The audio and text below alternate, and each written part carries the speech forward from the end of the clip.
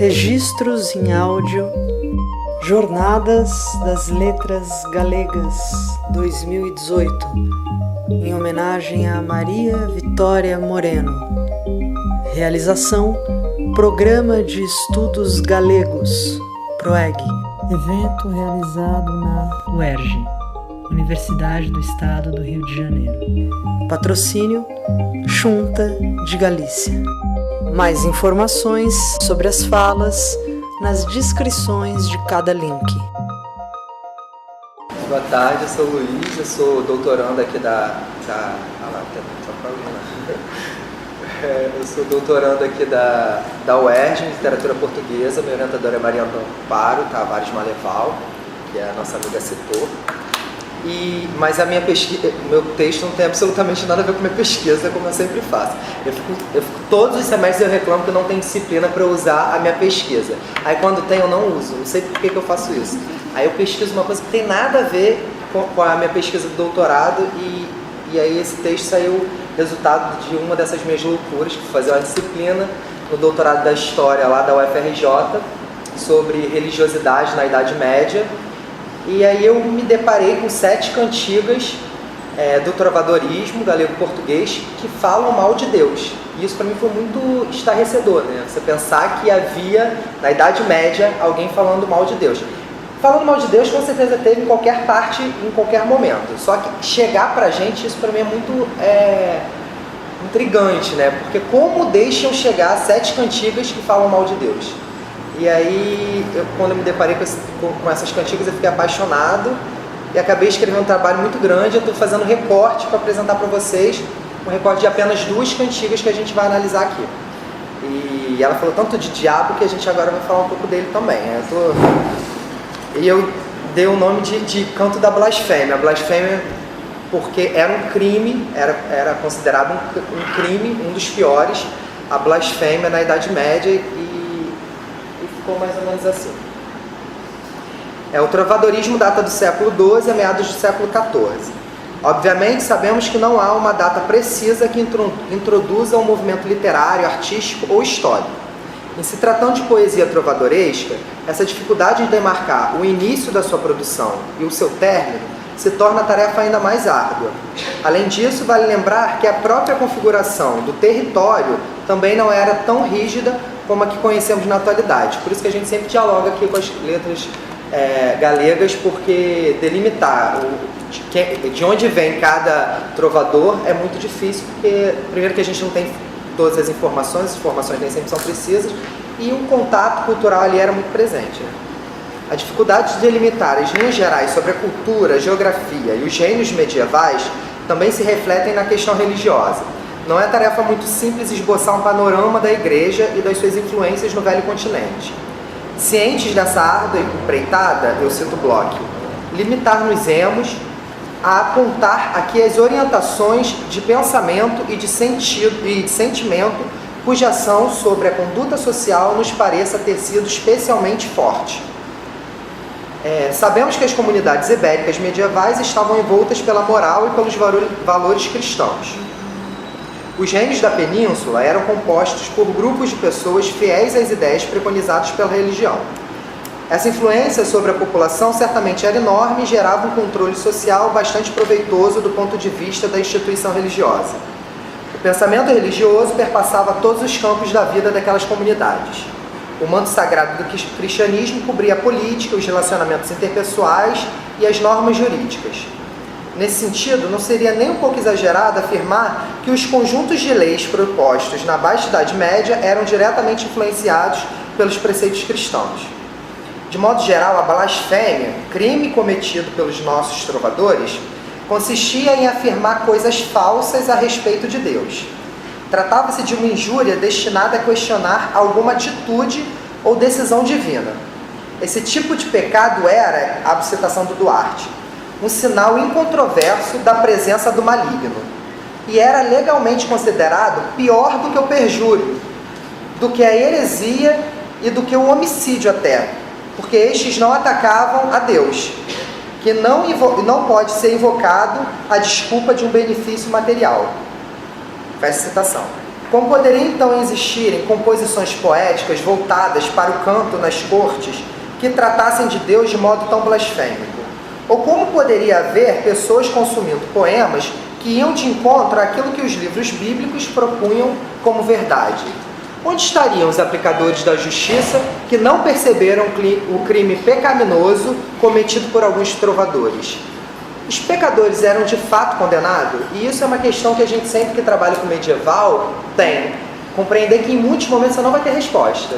Você só vai questionar e às vezes você questiona muito e não tem resposta nenhuma. Isso é legal, até que é bastante legal.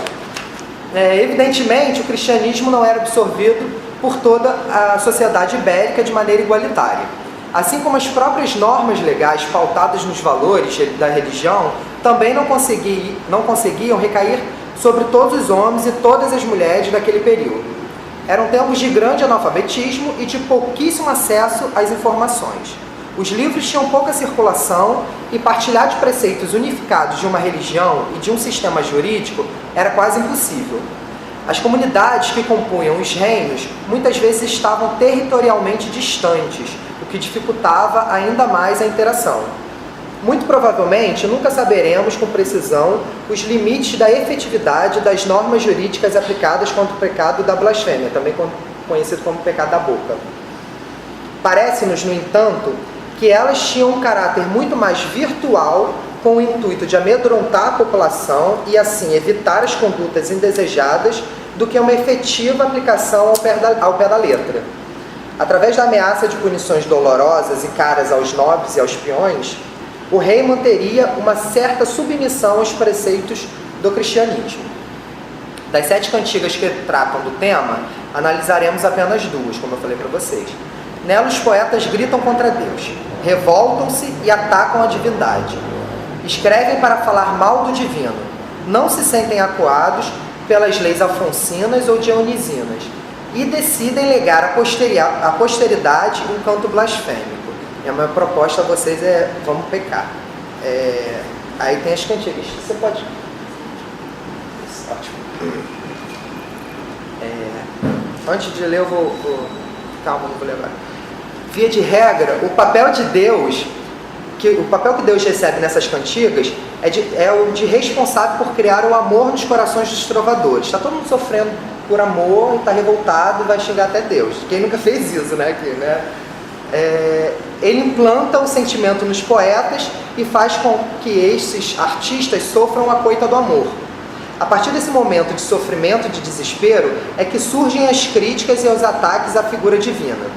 Abro uma citação. Resulta evidente que este Deus culpável e culpado recebe como intermediário uma agressividade que não é comum dos textos amorosos galego-portugueses, se dirige a Senhor cruel. Fecha a citação do Pereira.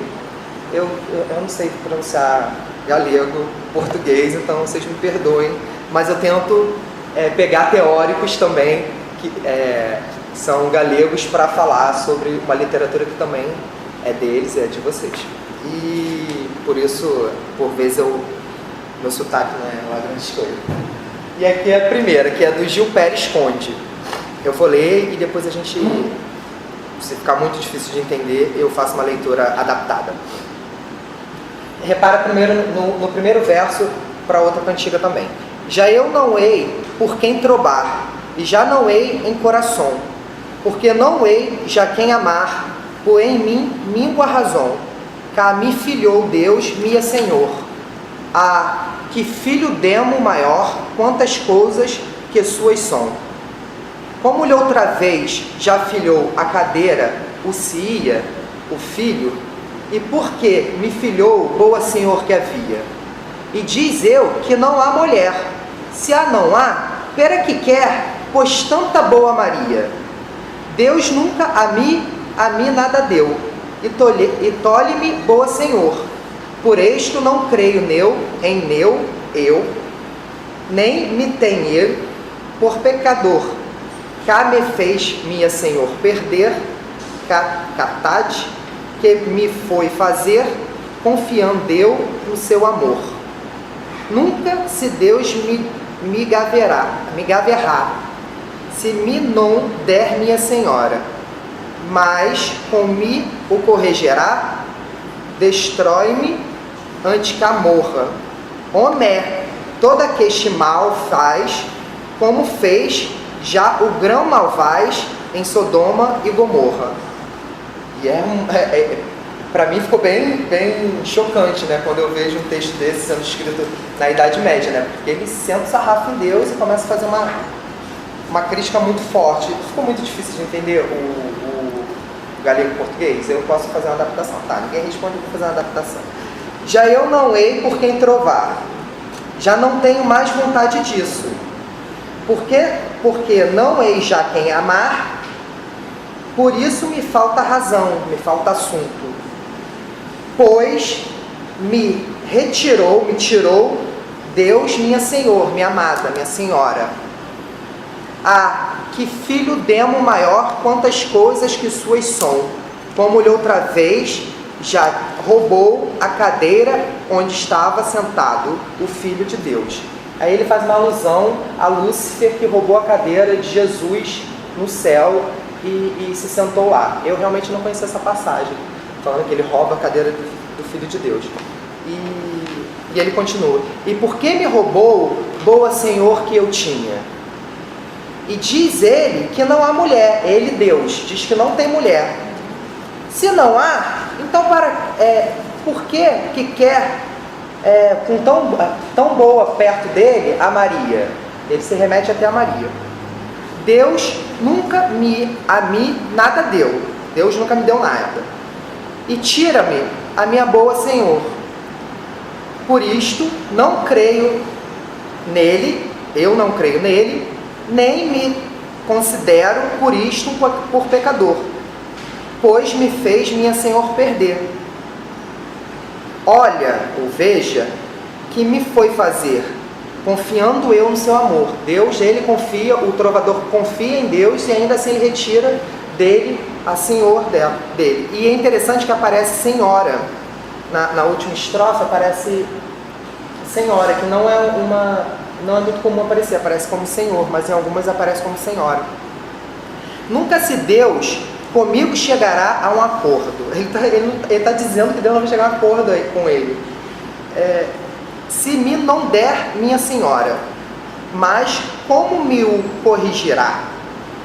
Destrói-me antes que eu morra.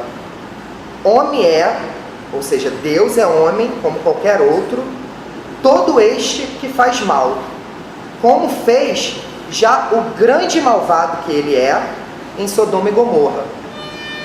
Nesse poema, aí vem a minha análise. Nesse poema, a ira tem a origem na perda da mulher amada. São versos absolutamente amolados e dispostos a ferir a divindade. Neles há uma verdadeira construção de uma imagem, aí cito Pereiro de novo, de uma imagem pertinaz de um Deus malvado e cruel. Trata-se de uma cantiga de escárnio e maldizer com métrica livre.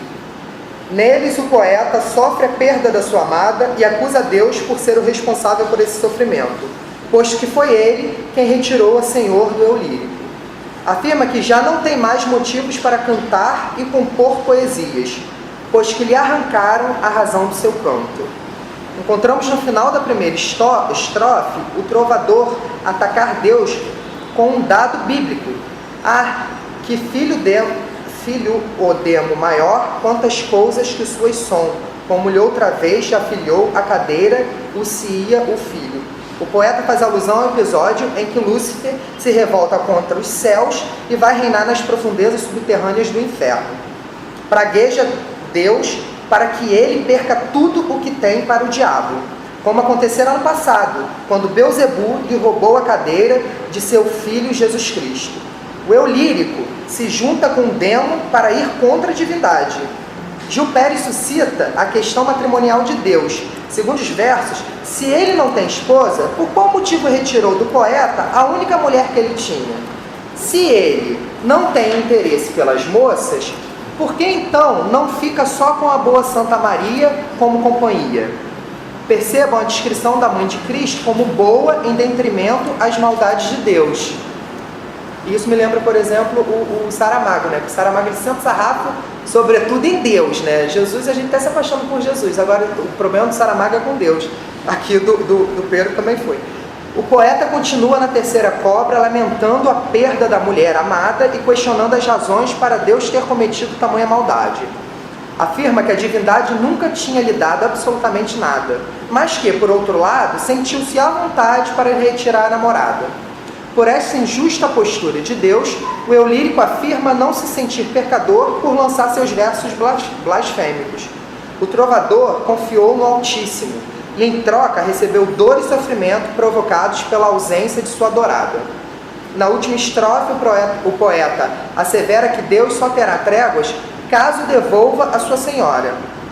Do contrário, pode até o matar, pois que não há mais razão para se viver sem a sua companhia. Conclui afirmando que Deus não deixa de ser um homem e cita sua com letra maiúscula, capacidade em praticar crueldades como fizera contra aqueles que julgou serem pecadores. Aí cito a última parte mesmo. Homem é todo aqueste mal, como fez o já grande malvaz em Sodoma e Gomorra. Essa foi a primeira análise. Aí, passando para o segundo, Pero Garcia Burgalês. Aqui eu acho que a gente vai ler junto, tá? Vocês leem ali no original que eu vou fazer a adaptação. Já eu não hei, repare que começa igual a outra, já eu não hei, que é um pouco do debate que a gente fala, né, das regiões ali, até que ponto havia uma troca cultural, uma troca de conhecimento entre eles, porque o primeiro verso é muito parecido, então, será que não tinha uma influência, será que não era um canto comum? A gente não tem como saber, né? Já eu não hei, de hoje em diante, por que temer coisa alguma Deus, pois bem sei eu de ele, já que me não pode nunca mal fazer enquanto eu viver, embora grande poder há, pois me cedo retirou quanto bem eu aguardava no mundo, e por isso sei eu cá me não pode mal fazer. Cá tão boa, Senhor, me foi retirar, qual eu já e no mundo não fará, nem já e no mundo igual não pode haver, e quem a questa viu já não verá, tão mansa e tão fremosa e de bom sen. E bom sen é bom senso. Pois a esta não faltava coisa alguma de quanto bem dona deve haver. E pois tão boa, Senhor, me fez morrer, já eu bem sei que me não fará mal. E pois eu deu, não hei mal a receber, e a gran coita que hei, me não val por ela, pois que me a fez morrer Deus, e ele se veja em poder de judeus, como se viu já outra vez prender. E todo homem que mulher bem quiser, e meio isto ouvir, e amém não disser, nunca veja de quem ama prazer. É um pouco mais fácil de compreender. Nesse canto, o poeta afirma que não tem mais nenhum motivo por que temer Deus. Seu maior bem foi roubado por ele, e não haverá no mundo nenhum outro castigo que possa lhe causar tamanha dor quanto a de perder a sua amada. Como de costume à época, aqui a dama não entrou para o convento. Ela morreu. O motivo da ira do trovador contra a divindade é exatamente essa perda. O eu lírico sofre com a morte de sua senhor. Está triste, melancólico com a ida prematura da moça. Nas 3 primeiras cobras, canta-se a dor que acomete um sujeito lírico apaixonado e que teve seu amor perdido. O trovador afirma que não há no mundo maior sofrimento do que a morte da pessoa amada. Ele passa por isso ao ter a sua querida levada por Deus. E por não existir maior mal do que esse, não tem mais o que temer o divino, a quem responsabiliza por não ter evitado que a boa e bela jovem, tão meiga e tão sensata, morresse. Nos 5 últimos versos do poema, o eu lírico convoca a todos os apaixonados que concordem com as suas palavras. Ele pede anuência ao seu canto contra Deus. Argumenta que todos que amam correm o mesmo risco de ficarem sem suas amadas e perder o prazer que é estar com quem se ama. Blasfema raivosamente e faz votos de que Deus se encontre mais uma vez sob domínio dos judeus, aludindo à prisão e à morte de Jesus Cristo.